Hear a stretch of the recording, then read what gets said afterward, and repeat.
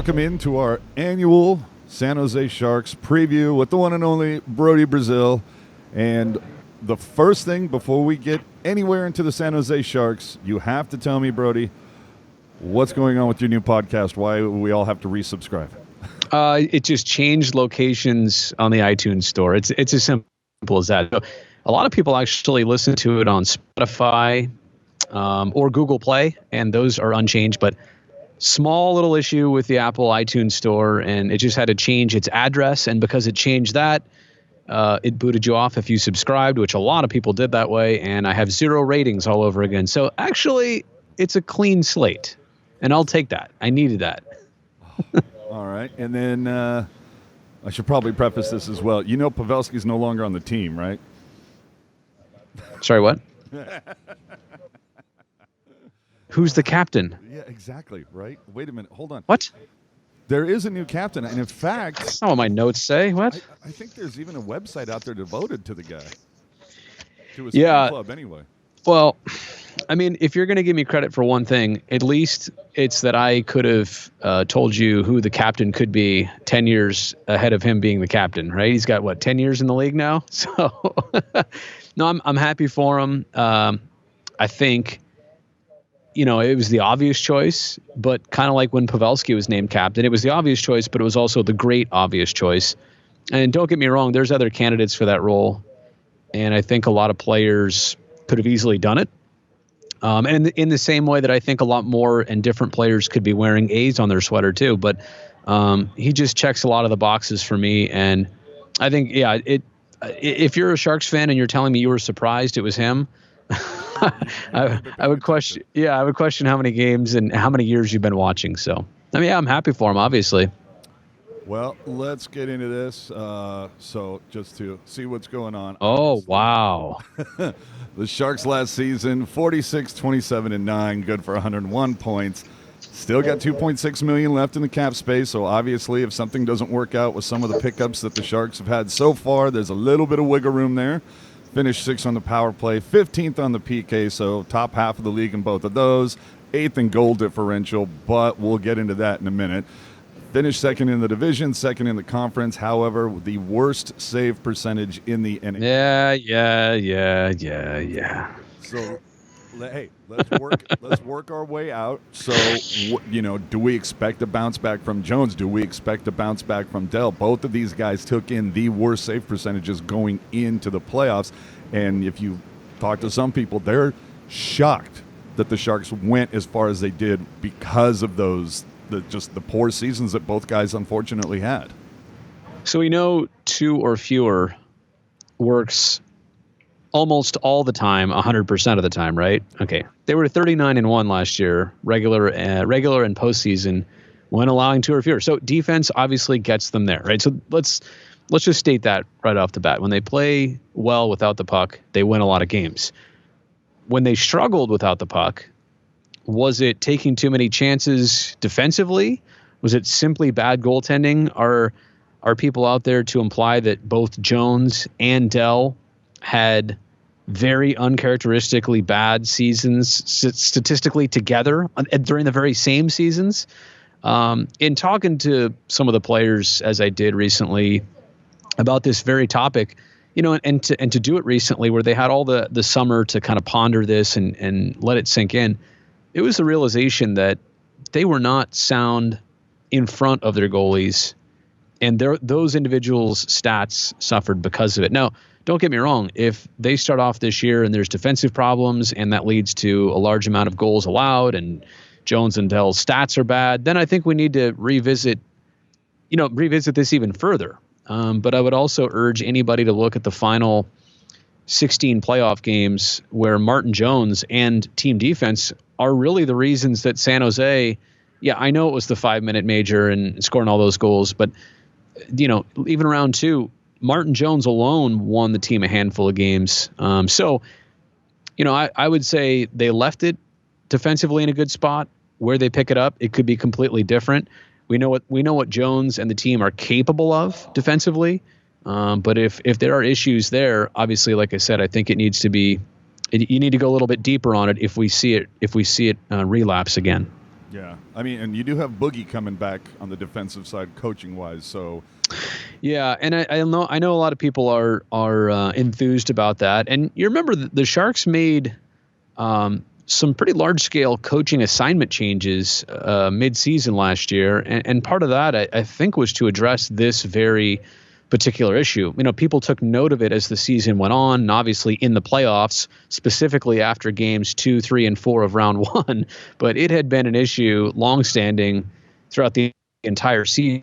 The amount of odd man chances against, the amount of net front chances against, missed assignments, miscues, misplays without the puck. So, look, I think they know this is one of the things that has to be different this season. They can't. You're going to get enough offense, I think, and I know we'll probably talk about that in a second too, but I still think this team goes as far as defense can take it.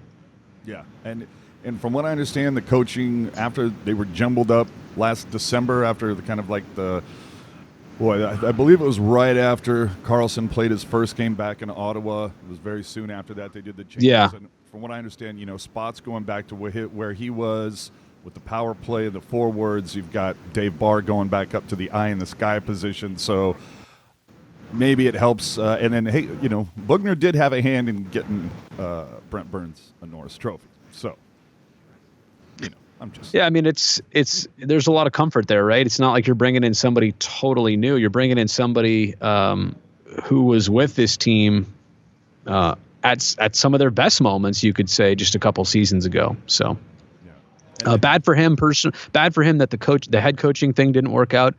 Good for the Sharks that they could retain him all over again. Yes. And when we talk about Jones again, kind of getting back there, and you talked about the 2 or fewer thing, the Sharks were 46-16 when scoring 3 or more. However, there you go. The Sharks allowed a goal in the first 5 minutes 28 times last season. Yeah.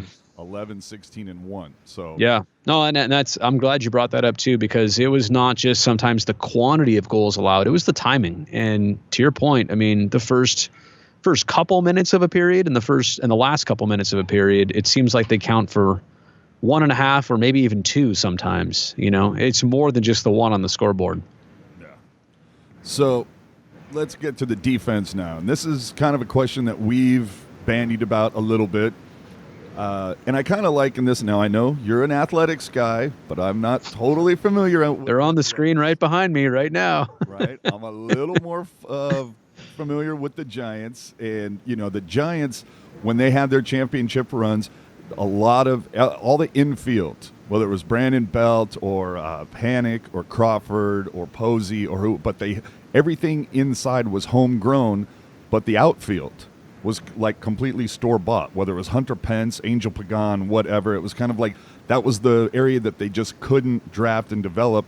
Look, if you say so. I don't even know what you're talking about right now. I don't follow those guys, but if you say so. But it kind of feels the same way a little bit with the Sharks, is that you look at like the top, what is probably going to be make up the top 6, is you've got guys like LeBanc, Meyer, Couture, Hurdle, guys that came, drafted, developed through the system, yet on the blue line, it's really only Vlasic. You know what I mean? Where they had to go out and buy Burns and buy Carlson and get Dylan in a trade. And you know what I mean? It's kind of like it's been a little bit of their Achilles heel, although Mario Ferraro and Ryan Merkley are kind of, maybe next up. Yeah.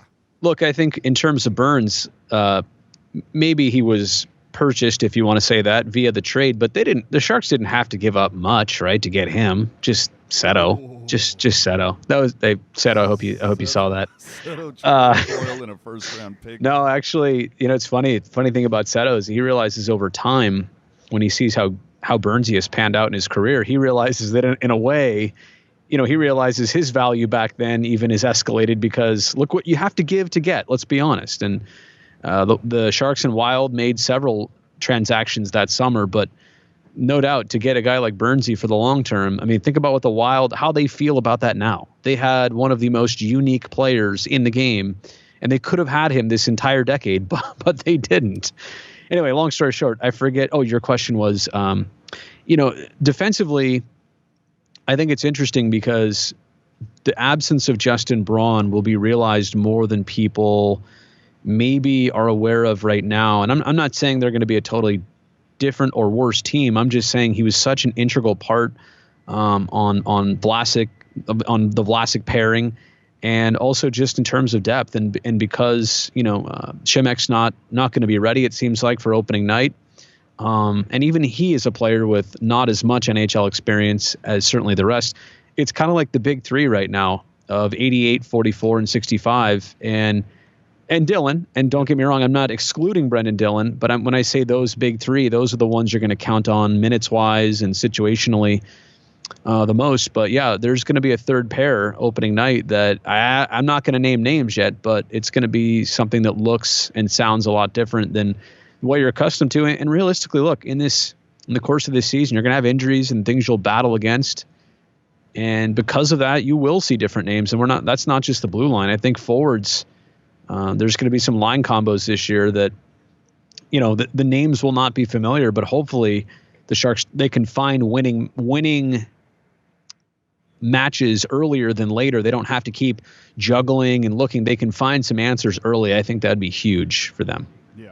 Well, and it's right to call them the big three. I mean, when you got three guys eating up almost a third of the cap, I think it's okay to call them the big. Well, they're the big names for obvious reasons, and Bernsey and Carlson offensively, and Vlasic, even though he came off a rough season last year, a pretty uncharacteristic season, did turn around by the end. I do want to make that point, but those are the three that grabbed the most attention, and I think you just hope Brendan Dillon can give you more of the same. I think at one point a couple years ago, Dillon's game took a step up.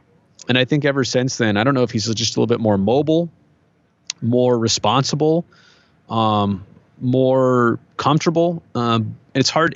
It's not just one thing. It's a combination of things. And it's hard to describe, but I just know his game. I feel like when he came here versus the last couple years, I think you've seen him fit better in San Jose. Yeah. Oh, absolutely. And he seemed like he found a stretch there. I mean, God, he was like, at some point, like a plus 19. He was leading the team in plus minus. I'm glad you remembered that. Yeah, last year, who would have thought, and who would have thought that Vlasic would struggle? He did. I think he was actually one of the worst plus minus guys. And Brendan Dillon was, the plus minus leader on this team. Yeah. So, and in fact, there you go. And in looking up some notes and everything like that Vlasic was last season was I think at its worst, I think it got near minus 20. So, and I think 6, so that's But see, that's a reflection of what I'm talking about. That's the entire team defense. You could throw Vlasic stats in there with Jones and Dell, and it all should paint a bigger picture, right?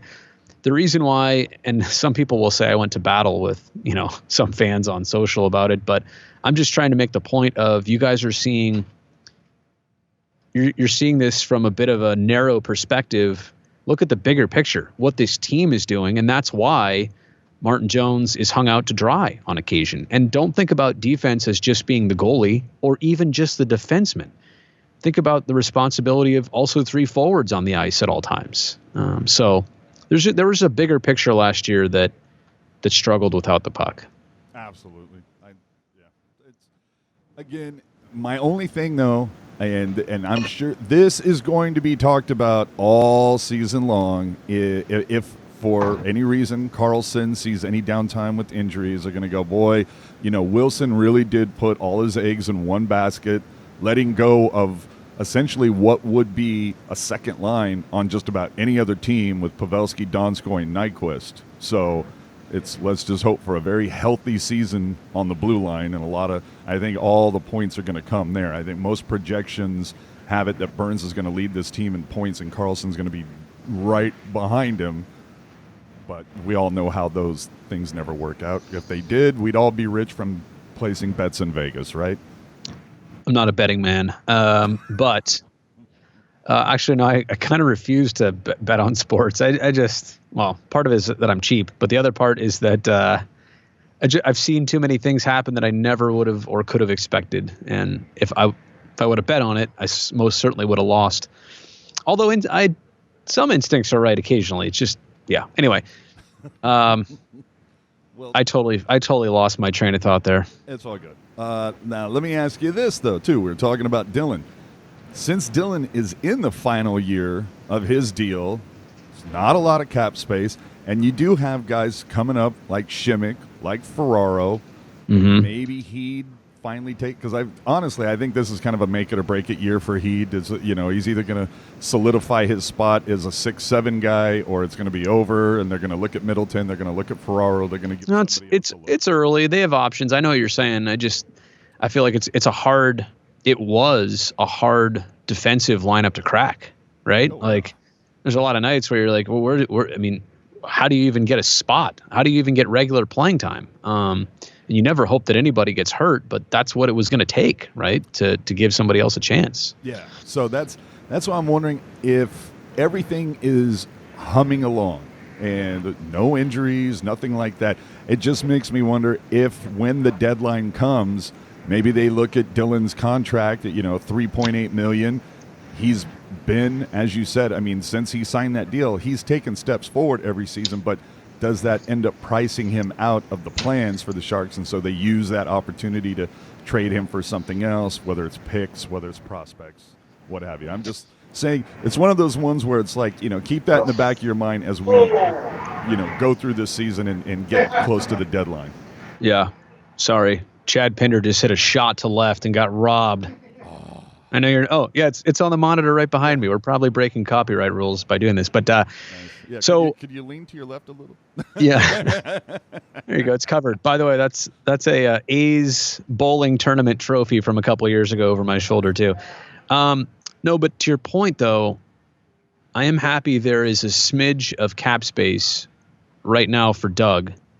I feel like he's been on a run in the last, really couple seasons of trade deadline acquisitions. Imagine if he had zero flexibility.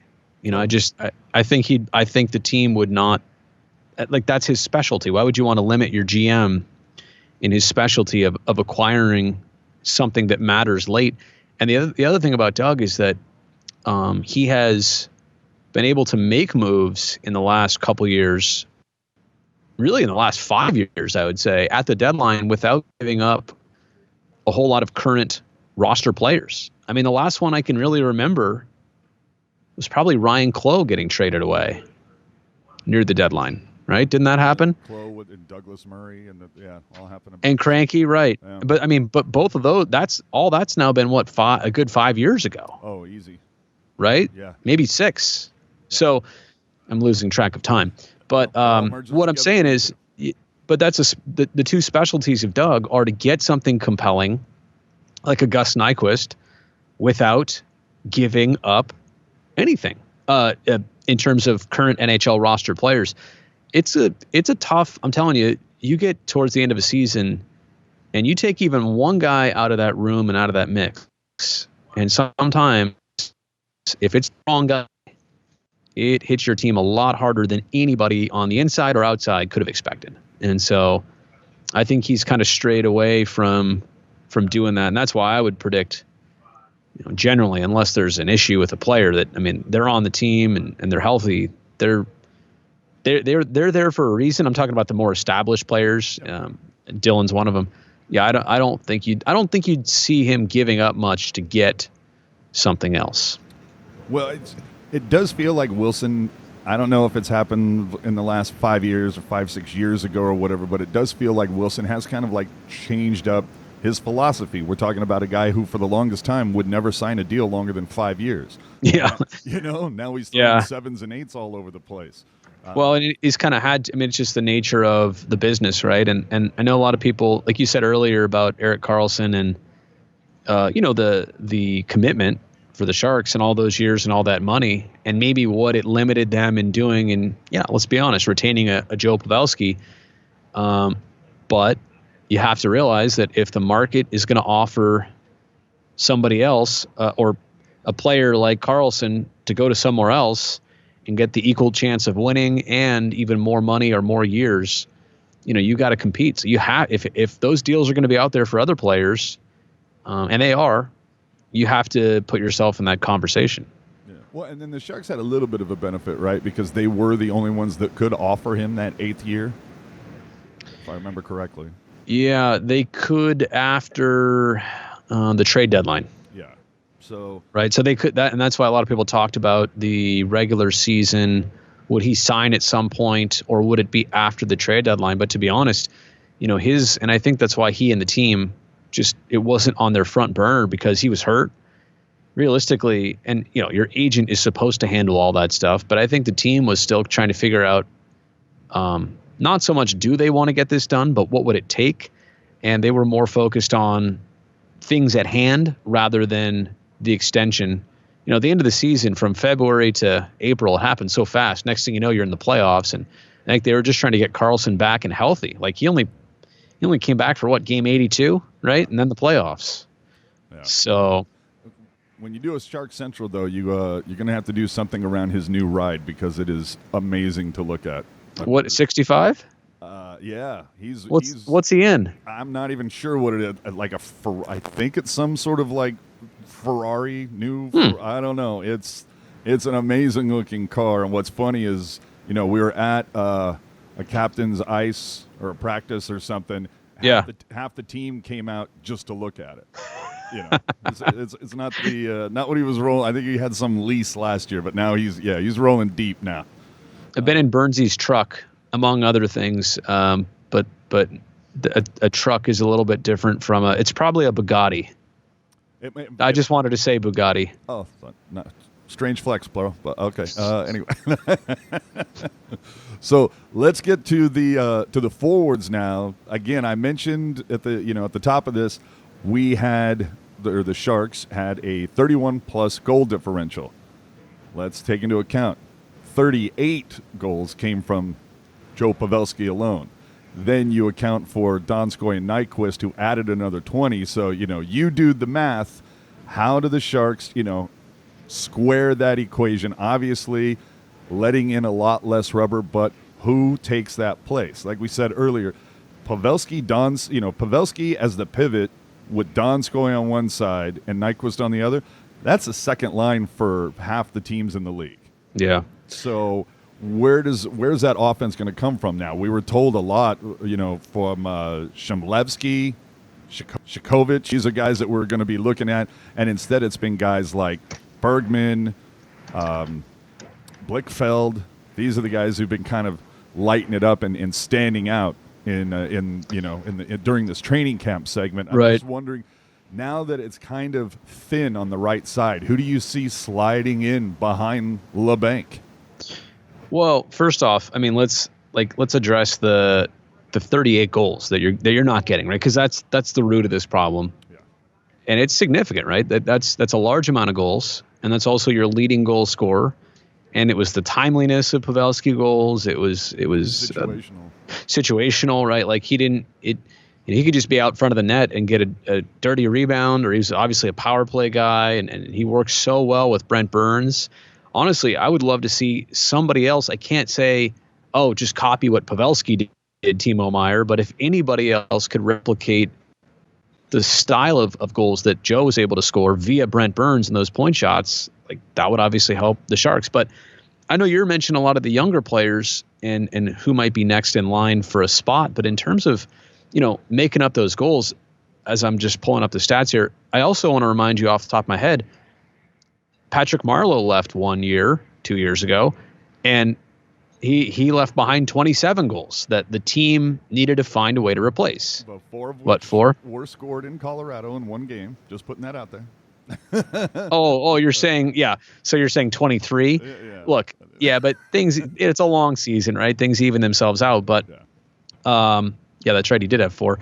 But so the Sharks, their first season without Patty, by Christmas, they had scored more goals as a team without him than they did the year before to that point with him.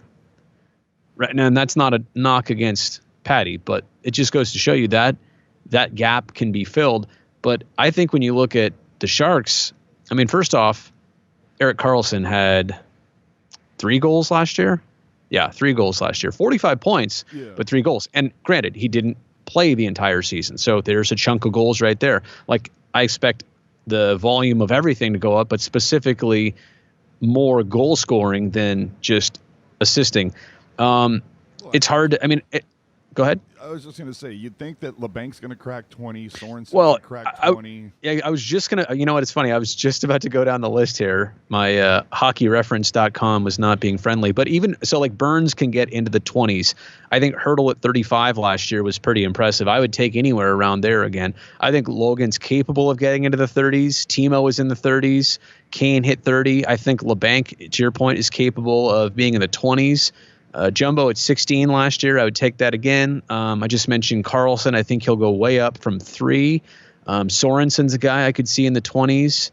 I think Goodrow, if he played a little bit more and is relied on more, could be in the teens, and so on and so on. But yeah, to me, if everybody takes a collective little step, it's not going to. If you're saying who's the one guy that's going to come in and score, 25 of 38, that's just not going to happen. No, nothing like that. But I do want to go back, though, just for a second for about your point about Marleau, is that, when Marleau did leave, you did have names like Meyer and LeBanc coming in.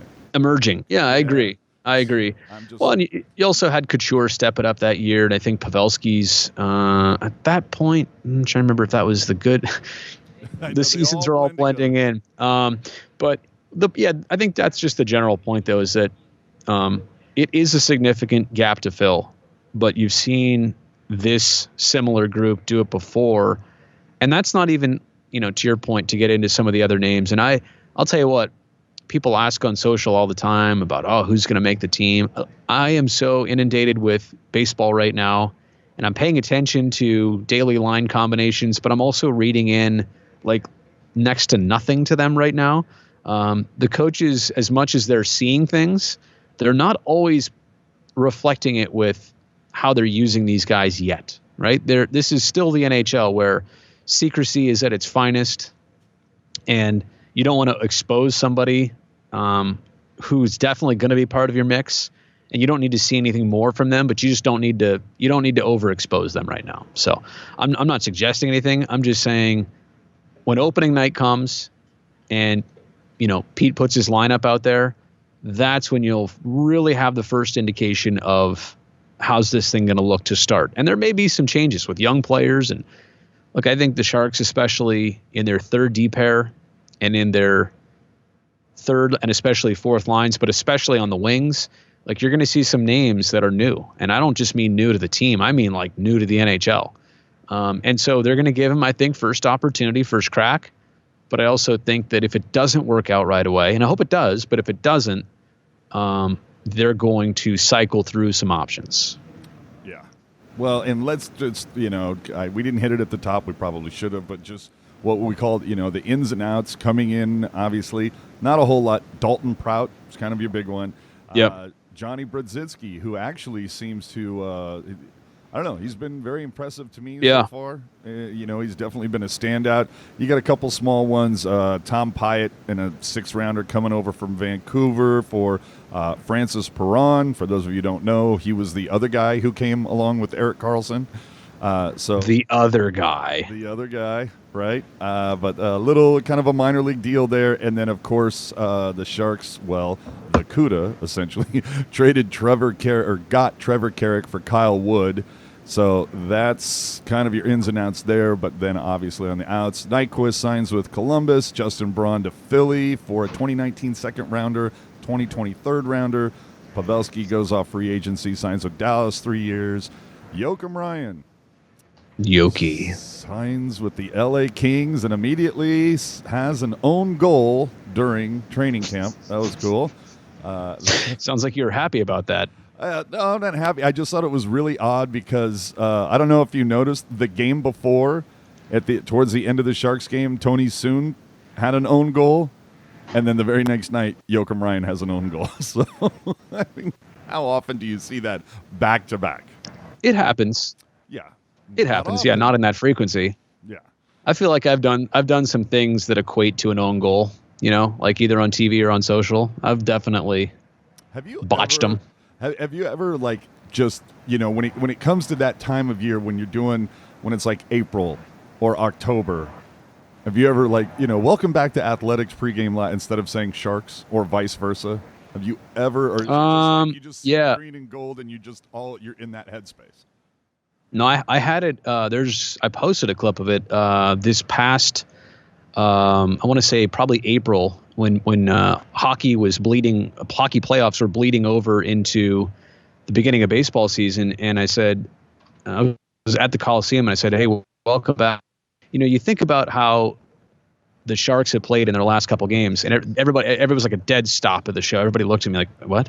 And in my mind, because I was doing Sharks the night before and then the next night, it just muscle memory. So no, I've done that. I think the other one is a lot of times you get late in a game, in a season, and you forget even who they're playing tonight. Like if you're on that one of the three games in 4 nights type thing, and and you're just introing so many things on the fly, and you're just off the cuff, no script, no nothing, and you just have to look down at your notes like, oh yeah, that's right, Sharks in Columbus tonight, so. Who was the guy that you are just about to do an interview with and you completely blanked on his name? Scott Gomez. Yeah. It was, that was an intermission interview, and, hey, welcome back to, I think at that point, HP Pavilion, second intermission, Sharks, whatever, leading or trailing here with Sharks forward. And then there was just this longest, most uncomfortable pause, and credit to him. He was so cool, man. He was like, by the time I asked the question, he goes, "Did you just forget my name?" What's crazy is that wasn't even a live segment. That was a taped segment. We could have shut down and just started from scratch, but I was like, you know what? This is too good. Just let this go. Just make it happen. That's one of those, that SNL skit about let's do that hockey. Just have it. Yeah, if you could just turn around for a second. Yeah, okay, great. Thanks. It is like that on occasion. It really is. So, but yeah, I mean, it just goes to show you humans mess up, whether it's on the ice or on the broadcast. Well, unless you're Randy Hahn, he never screws up, but the rest of us are human. Yeah. Well, my favorite screw up of all time, at least last season, I don't know if you heard it. We had some fun with it. Was Jamie Baker had a little brain fart and said, for the Sharks, a lot of their home games are going to be played at home. I do think I remember that, but it's so funny because a lot of times I always say that this stuff is easy as it looks, but it's also as difficult as it looks. And, in the moment, you don't know what else is distracting you. Even as I do this right now, there's a baseball game there. There's a Thursday night football game on that screen where somebody has been hurt for like 20 minutes and they're putting them on a stretcher. I'm trying to peek at what that is. I mean, it just goes to show you that in the age of multitasking, especially, people's brains, as if they weren't fragile enough, they can be distracted so easily, whether it's, something you're hearing, somebody talking to you. It's never what it seems to be either. Doing this stuff, it made total sense. And I've said so many things where afterwards somebody will come back and help me realize, did you know what you just said? It's like, no, I didn't say that. There's no way. So the video never lies, fortunately or unfortunately. Well, I'm trying to think. I think we kind of covered it all. The only thing is, who do you think is now Brzezinski and Hahn, Shikovic? I've heard like 18. I've heard Shemelevsky. In fact, I saw Brzezinski at the Giants game last night, and I said, "How do you pronounce it?" And I'm like, "You, not anybody else. How do you?" And he gave me some European pronunciation I haven't even heard of before. So yeah. It's like I've heard Chekovic, I've heard Shikovic, I've heard Chikovic. He's the authority on it, so that's the person you're going to go to for. Look, the way I do it is whatever those guys say is go with it. What I follow, right? So, and I just listen. I listen to them say it 4 or 5 times, and then that's what I'm rolling with too. I don't try and be the square wheel. You know what I mean? No, well, it's funny because, Sharks had Fan Fest last week, and, you're in line talking to different players. That was one of the most asked questions. How do you say your name? Yeah. And he was very like, what did he say? It was Shemelevsky. Well, it's always easier for other people to say, and they smooth it out. So you're like, wait, try that again? Yeah. One more time? 5 more times, please? So smooth. Okay, so probably I'll wrap this up. Oh, final question. Why are you so upset? Why are you look so angry in your new podcast photo? You look way intense, super serious. I might redo it. To be honest, I like the overall theme of it, but you're right. The actual photo does look a bit disgruntled. Yeah, I wanted something a little more. I want a little more serious. So, because everything I put out there on Twitter or Instagram or Facebook, it's the smiley, happy, cheery, and generally I am, and I don't want people to, or a pipe maybe. Yes. No, I don't want to.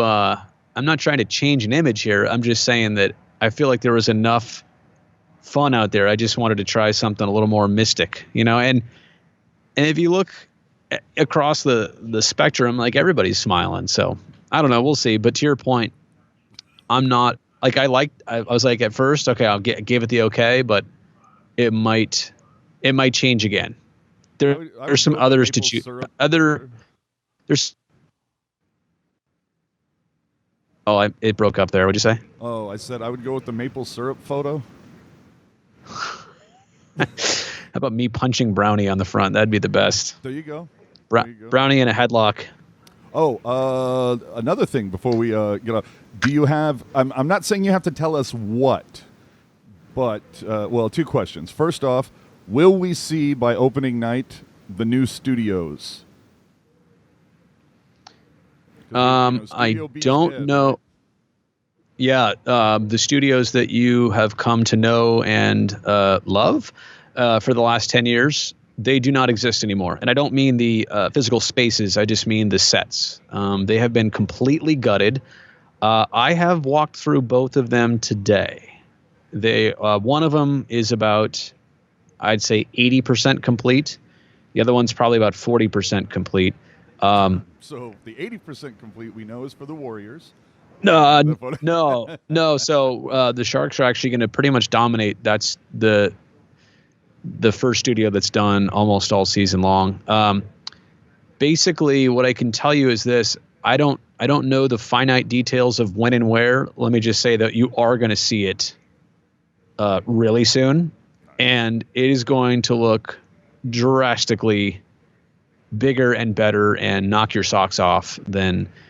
We were so overdue for this, and now we're not just getting on par, like we're getting ahead of the curve in terms of our set location and how it looks and the kind of cool things that we'll be able to do. So, I mean, I hope I don't want to pump it up. Why you guys have been doing some of the stuff outside recently?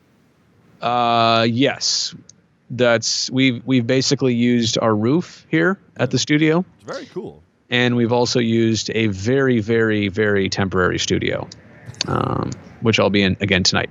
But those were the options that we had. It's hard, right? Like it's like remodeling your house. Where do you go live? I mean, there's not too many other great alternatives, So that's kind of the thing we were forced to make some tough decisions on that, but. The good news is now we're literally only days away. In fact, we're doing rehearsals in a couple days in there. So trust me, there's some photos on my phone. I'll get in deep trouble if I share them, but I've been in there and it's pretty awesome. So I know everybody every year wants to know what are the new things in store, and obviously Scott Hannon's part of our mix, and Kendall's going to be on some of the game broadcasts, but the studios are probably going to be the big wow factor for most of this season. Nice. And then finally, again, you don't have to tell us how, the whys, the wheres, the whos, the what's. Is there any retribution planned on your part towards Sharky jacking up your office space, your ties, any of that stuff? I'm going to quote Evander Kane when he talked about Ryan Reeves. I don't even know why I'm talking about this guy. Now